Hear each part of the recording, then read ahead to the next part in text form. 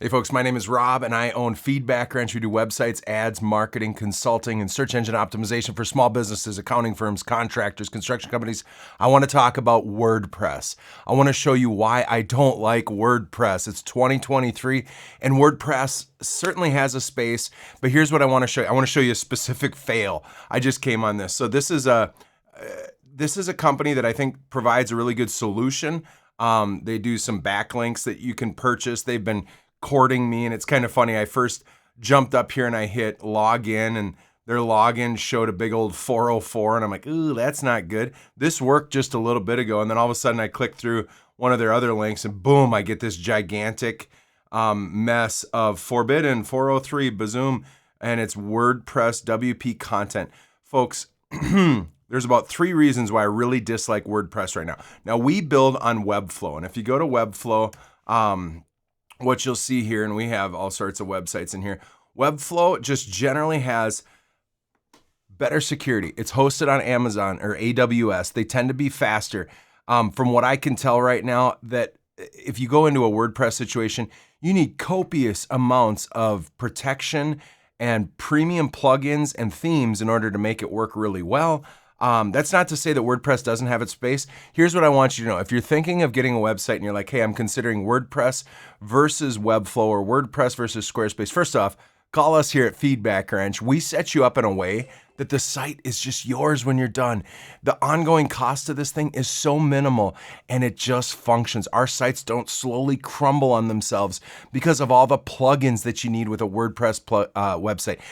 But here's a couple of things. First off, WordPress always has the builder that you actually use. So people are either using Elementor, Genesis, they might be using Divi or the X theme. There's an actual visual builder, and those developers need to become competent in that, and then when they set it up, it'll be built on that. Now, we have to be competent in Webflow, and there's a similar situation there where you're going to get in there and it's kind of like we handed you a Photoshop file. You're going to be like, what's happening? I don't know how to use this thing. But your agency that you work with ongoing is usually going to be the one that helps you craft amazing things. Don't ruin the padding and the margins and the spacing and the type sizes and all that.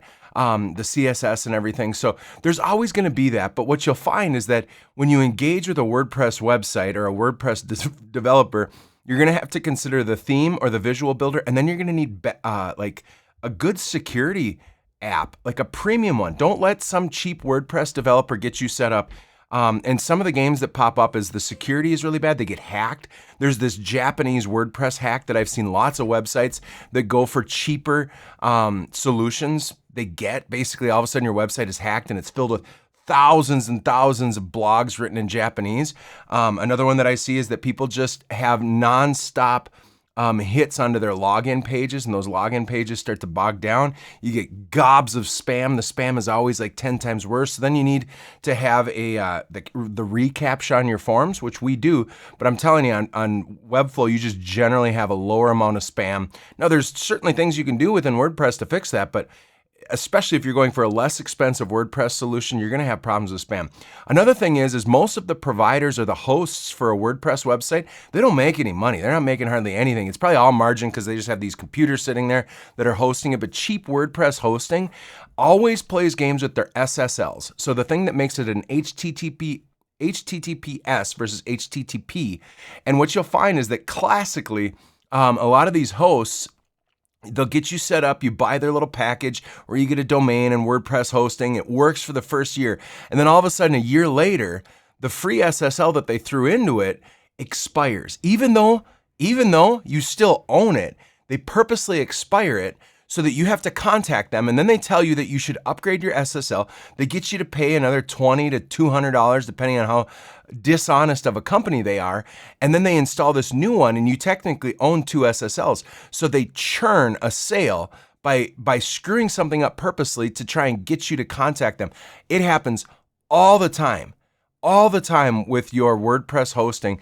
So just pay attention to that. If all of a sudden you try to go to your website and Chrome's like, this is an unsafe thing, that's a classic WordPress mistake. But again, the most classic is that over time, all of a sudden a plugin doesn't work. You update WordPress versions and your plugins don't work right. In fact, they're using a bazoom.com. I'd be willing to say that there's so this is an upload waves. So they have an SVG in here. Something's just not working within WordPress. And I just wanted to show you this because I think this business does a good job, but there's headaches with WordPress that you don't have with a Feedbackwrench website built on Webflow. I'm telling you, Webflow is the cat's meow. It is what's great. I would never build on anything else. I used to build on WordPress. We've kind of tried them all. And I think that the thing that's best for customers is our solution, but also I think Webflow is super powerful. Good luck. God bless. Like and subscribe for marketing, entrepreneurship, leadership, stories of business owners. That's what we do here at Feedbackwrench.